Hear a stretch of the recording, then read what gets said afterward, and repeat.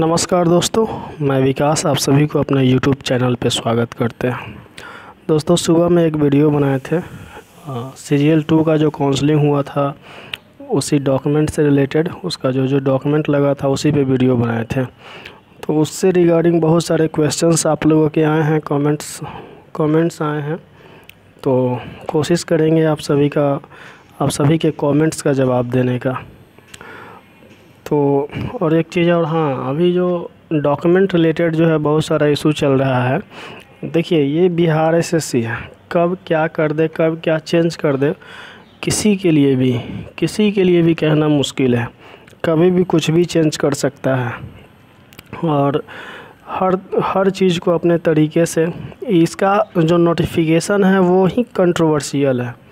वो इतना कंट्रोवर्शियल है, कोई चीज़ साफ नहीं लिखा हुआ है उसमें, स्पष्ट रूप में कुछ है ही नहीं, इतना कंट्रोवर्शियल है। तो कोई आपको एग्जैक्ट ये नहीं बता पाएगा कि हाँ वो। और दूसरा चीज़ कि जो उसमें सर्टिफिकेट मांगा गया है आंसू लिपिक का या टंकन का, वो दूसरा वैकेंसी था, 2016 का वैकेंसी था, लेकिन उसमें लास्ट टाइम में ज्वाइनिंग के टाइम में मांग लिया गया।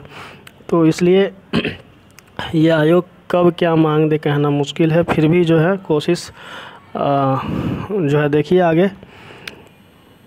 जैसे एक लड़का का क्वेश्चन है कि सर एमए का ग्रेजुएट एमए सबका डॉक्यूमेंट है मेरे पास, और सबका ओरिजिनल निकलवाना ज़रूरी है क्या? तो कोई ज़रूरी नहीं है सबका ओरिजिनल निकलवाना। इंटर तक आप ओरिजिनल निकाल के रखिए, बाद बाकी जो है उसका चेक भी नहीं करेगा आपको आगे का डॉक्यूमेंट, कोई भी जो चेक भी नहीं करता। वो जो उसका मूल जो है इंटर है, इंटरमीडिएट लेवल ये वैकेंसी है। इसके आगे जो है, इसके आगे का जो डॉक्यूमेंट होगा ग्रेजुएशन या कोई और चीज़ का, पीजी का या किसी और का, तो वो चेक भी नहीं करता है सही से। दूसरा चीज़ है कि हाँ, जो इसका आप डीसीए ये सब का जो डॉक्यूमेंट दिए होंगे, डिप्लोमा का दिए होंगे, विदेशी भाषा ये सब का जो डॉक्यूमेंट आता है डिप्लोमा का, वो सब तो आपसे लेगा। आगे है कि मेरे पास 2010 का जाति और निवास सर्टिफिकेट है पर ओबीसी नहीं है, पर 2019 में हम फिर से न्यू बनवा लिए हैं। अब सब कुछ मेरे पास तो मेरा काम हो जाएगा ना? तो इसमें कोई पूछने की सवाल है? आगे है कैरेक्टर सर्टिफिकेट कितने दिनों तक वैलिड रहता है? कैरेक्टर अभी नहीं लेगा आपसे, जब लेगा तो उस समय बनवाना पड़ेगा। आगे 12th का मेरा provisional certificate and migration certificate है, बट पासिंग सर्टिफिकेट नहीं है। आगे के प्रोसेस में कोई दिक्कत होगा? यहाँ माइग्रेशन सर्टिफिकेट का कोई ज़रूरत नहीं है, प्रोविजनल है तो काम चलेगा, लेकिन ओरिजिनल आप निकाल लीजिएगा।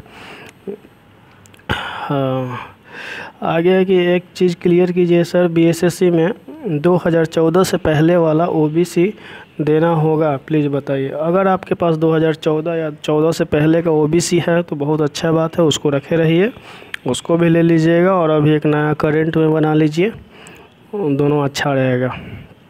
मेरे पास डीसीए का सर्टिफिकेट है, प्राइवेट इंस्टीट्यूट वाला है, 2011 का। इंस्टीट्यूट सरकारी हो या प्राइवेट हो, अफिलिएशन होना चाहिए, जो बिहार सरकार का अफिलिएशन वाला जो एजेंसी है उससे। तो प्राइवेट है तो आपका क्या है, इसी तरह से आप कहीं इंस्टीट्यूट में ले लिए होंगे, तो अगर इसी तरह से 100-200 रुपये वाला सर्टिफिकेट लिए होंगे तो गलती से भी मत दीजिएगा, नहीं तो आपका और भी जहाँ कहीं भी होना भी होगा ना, वो भी सब ख़त्म हो जाएगा। जनरल के लिए कौन कौन सा डॉक्यूमेंट चाहिए? तो शिल्पी कुमारी का क्वेश्चन है कि जनरल के लिए कौन कौन सा डॉक्यूमेंट चाहिए।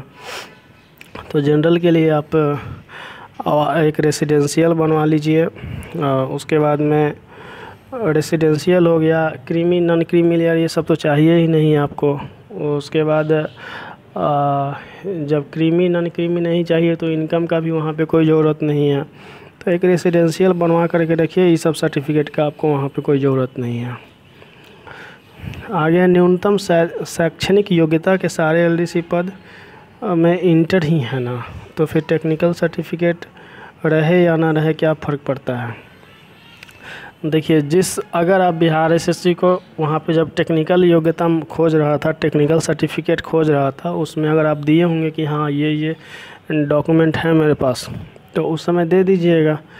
आगे का प्रोसेस जो है बिहार एसएससी समझेगा कि किस में चाहिए किस में नहीं चाहिए। सो आगे क्या, आयोग द्वारा टाइपिंग पोस्ट पर कंप्यूटर सर्टिफिकेट मांगने पर मामला फिर कोर्ट में जा सकता है। इसके बारे में अभी हम कुछ नहीं बता पाएंगे, कोर्ट में जाएगा कि क्या कहाँ जाएगा। सो विकास जी फॉर्म भरते समय 2014 में पास किए थे और उस समय सेकंड थे, लेकिन चैलेंज करने के बाद फर्स्ट हो गए। डीवी में कोई दिक्कत होगा क्या? नहीं, कोई दिक्कत नहीं होगा डीवी में।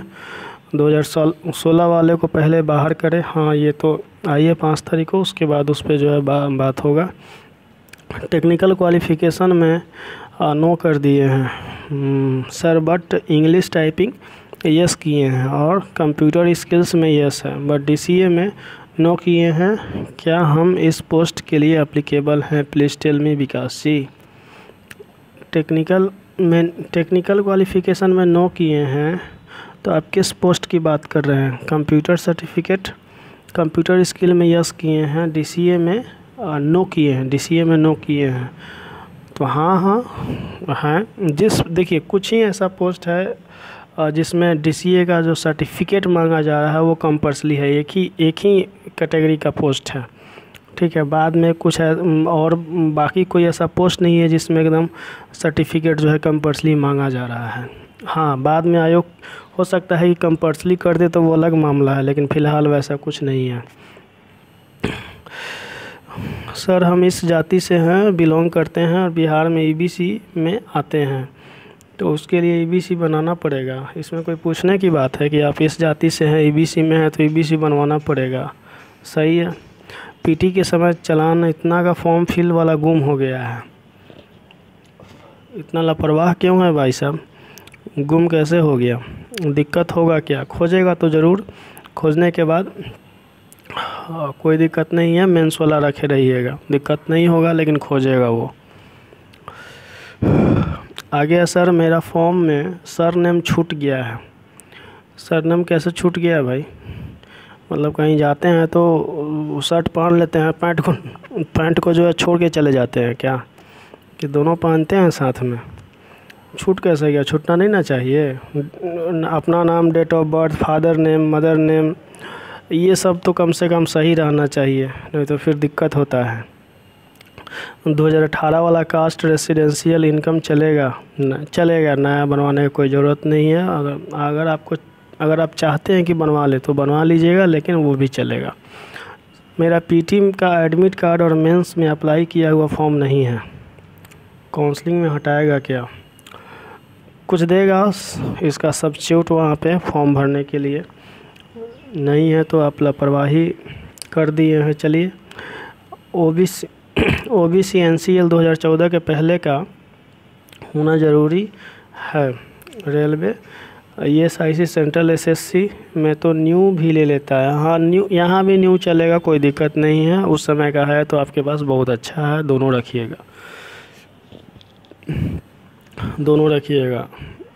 ई कोर्ट का ऑर्डर है, सुप्रीम कोर्ट का। The commission in the honourable supreme court of India Abdul Rashid, the commission will not insist to candidates producing OBC certificates issue within the cut-off dates, example 3 years before the last date of receipt of application and up to 180 days after the closing date of application mentioned in the notice. कोई दिक्कत नहीं, आप पहले का भी और अभी का दोनों बनवा सकते हैं, कोई दिक्कत नहीं है। इसमें ग्रेजुएशन का सर्टिफिकेट का में ज़रूरी है क्या? नहीं, इसमें कोई ज़रूरी नहीं है। ग्रेजुएशन का सर्टिफिकेट, इंटर मेन है तो इंटर का सर्टिफिकेट आपको रखना एकदम ज़रूरी है भाई। ये वैकेंसी छोड़ो, इस फालतू क्वेश्चन है। जिसके पास पुराना 2014 से पहले का नहीं है तो न्यू सर्टिफिकेट पे काम नहीं होगा क्या? हाँ, क्यों नहीं होगा? होगा। विकास भाई, जिसका कैटेगरी चेंज हुआ है बिहार सरकार, उसके बारे में कुछ बताएं। जिसका कैटेगरी बिहार सरकार चेंज हुआ है उससे कोई दिक्कत नहीं है। आप अपना अभी करेंट का जो है बना लीजिए और उसके पास पूरा डेटा रहता है। जब आप काउंसलिंग में जाइएगा तो पूरा डेटा रहता है, वो सब जो है आपको पहचान लेगा कि हाँ मतलब आप उसका वो मेंशन हो जाएगा वहाँ पे कि आप अभी कौन सा कास्ट है, कौन सा जो है मतलब सॉरी कास्ट तो जो है पहले वही अभी भी होइएगा, लेकिन जो कैटेगरी जो चेंज हुआ है उससे दिक्कत नहीं होगा। डोमिसाइल किस ऑफिसर से बनवा ले? देखिए डोमिसाइल बनवाना है आपको तो सबसे पहले देखिए जब फॉर्म आया था तो उस समय अंचलाधिकारी से मांगा गया था कि अंचलाधिकारी का बना हुआ होना चाहिए, लेकिन अगर आप एसडीओ लेवल का बनवा लेते हैं तो कोई दिक्कत नहीं होगा, वो और अच्छा है। जैसे आप एसडीओ लेवल तक बनवा लीजिए, अनुमंडलाधिकारी तक बनवा लीजिए, कोई दिक्कत नहीं है। मेरा जाति निवास इनकम नॉन क्रीमी लेयर साहब 2018 का बना है, सिविल कोर्ट बिहार का डीवी दिए हुए थे तो बट फाइनल सिलेक्शन नहीं हुआ। हाँ तो वो काम आ जाएगा, कोई दिक्कत नहीं है। मेरा ओबीसी दिसंबर 2020 का बना हुआ है, वो चलेगा या नया बनाना पड़ेगा? चलेगा। अदर स्टेट वाले को कौन कौन सा डॉक्यूमेंट लगेगा? अदर स्टेट वाले जनरल कैटेगरी में आएंगे तो जनरल कैटेगरी के लिए जो है आपको रेसिडेंशियल और क्या चाहिए, इनकम तो चाहिए ही नहीं, क्रीमी लेयर तो चाहिए ही नहीं, क्रीमी नॉन क्रीमी तो चाहिए ही नहीं। तो आपका जो इंटर का जो सर्टिफिकेट सब है मैट्रिक का, उसके बाद रेसिडेंशियल, बस यही सब चाहिए और कुछ नहीं चाहिए। सर क्या एमबीसी सर्टिफिकेट बीएसएससी की वेबसाइट पर डाउनलोड कर सकते हैं? क्या एमबीसी सर्टिफिकेट बीएसएससी के वेबसाइट पर डाउनलोड करना होगा? पता नहीं क्या लिखे हैं। यूआर कैटेगरी को भी रेसिडेंशियल प्रमाण पत्र का ज़रूरत है क्या? रेसिडेंशियल तो बनवा लीजिएगा, रेसिडेंशियल बनवा लीजिएगा। हाँ आप लोगों को कास्ट इनकम ये सब कास्ट सर्टिफिकेट या और जो है ये सब बनवाने का ज़रूरत नहीं है। नॉन क्रीमी ये सब बनेगा ही नहीं। इसमें पीटी का फॉर्म चालान नहीं मांगेगा, पीटी का चालान नहीं मांगेगा। मैट्रिक का ओरिजिनल सर्टिफिकेट है बट प्रोविजनल सर्टिफिकेट नहीं है। अरे भाई जब मैट्रिक का ओरिजिनल है तो प्रोविजनल का क्या ज़रूरत है? नॉन क्रीमी लेयर का क्या पहचान है? आपका जो सालाना जो आमदनी है आपके घर का 8 लाख से नीचे होना चाहिए। 350 वाला चालान ज़रूरी है क्या? देखिए वो CGL 2 के टाइम में तो मांगा था कि, और इसमें ये भी नोटिफिकेशन पढ़िएगा तो इसमें भी लिखा हुआ है रखने के लिए, लेकिन अगर नहीं है तो नया वाला जो है ज़रूर रखिएगा जो मेंस में आप दिए थे। मेरे पास 2018 का जाति और क्रीमी लेयर है, चलेगा? हाँ चलेगा। टाइपिंग सर्टिफिकेट 2014 से पहले का मांगा जाएगा। टाइपिंग सर्टिफिकेट असल में स्पेशल कोई टाइपिंग का सर्टिफिकेट नहीं होता है, जहाँ तक हम समझते हैं। वैसे आप लोग पता कर लीजिएगा कि टाइपिंग का सर्टिफिकेट होता है कि नहीं होता है। जो टाइपिंग कराते हैं जो इंस्टीट्यूट में, उस इंस्टीट्यूट में जाके पता कीजिएगा। सक्षम पदाधिकारी का मतलब किसे कहते हैं? सतीश गुप्ता। सक्षम पदाधिकारी वही कहते हैं जो भी वैकेंसी निकलता है उसमें एक होता है कि हमको इस एसडीओ लेवल तक का डॉक्यूमेंट चाहिए या अंचलाधिकारी तक का चाहिए, तो उस जो वो बोल दिया कि हाँ ये इस पोस्ट इस लेवल तक का हमको अंचलाधिकारी चाहिए, तो उसी पदाधिकारी को सक्षम पदाधिकारी बोलेंगे।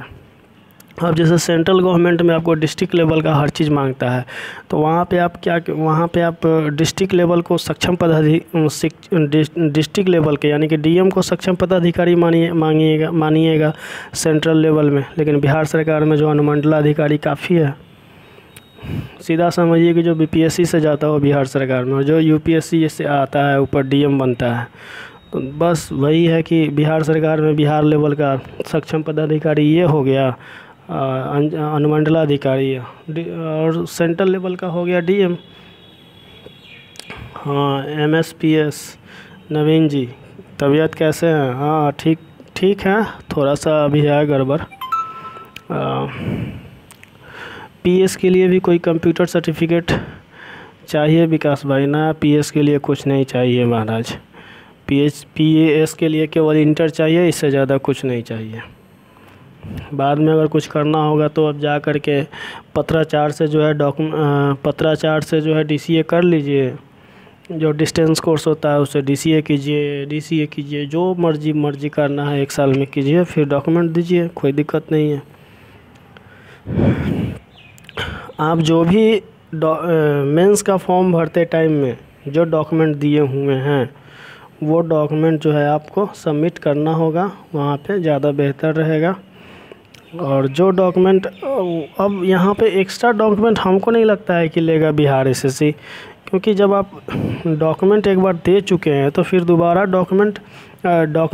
ये दे चुके हैं कि हम ये डॉक्यूमेंट हम आपको देंगे, तो फिर दोबारा ये डॉक्यूमेंट क्यों, मतलब क्या ज़रूरत है इसको डॉक्यूमेंट लेने का। हाँ, अगर जॉब नहीं देना होगा इन लोगों को कि नहीं जॉब अब हमको नहीं, ज़्यादा लोगों को जॉब नहीं देना है, छांटना है सिर्फ, तब कुछ भी कर सकता है, इसमें कोई डाउट नहीं है, कुछ भी कर सकता है। कोई भी किरण कुमारी का क्वेश्चन है कि सर PT मेंस का एप्लीकेशन फॉर्म खो गया है, क्या करें, कैसे खो गया है। आपको रखना चाहिए था सब चीज़। आप नौकरी कीजिएगा, सिविल सेक्टर में जाइएगा, इतना भी मतलब ये नहीं है कि लापरवाही ज़्यादा है तो फिर दिक्कत होगा। हर चीज़ जो है एक चीज़ इसका एक अलग फाइल बना करके रखे हुए रहिए, ज़्यादा अच्छा रहेगा। वैसे नहीं है तो अब कोई ना कोई उपाय लगाएगा बिहार SSC। विकास भैया मेंस का फॉर्म भरे थे, भूल गए, तो बोलिए हम खुजवा दे घर आकर के। कुछ सॉल्यूशन बताइए। बिहार SSC खुद सॉल्यूशन बताएगा, उस टाइम में नहीं रहने के बाद दूसरा कोई सॉल्यूशन नहीं बताएगा। PT का मेरे पास कुछ भी नहीं है, कोई दिक्कत होगा। लाइव कब आइएगा? लाइव आएंगे कभी रात में।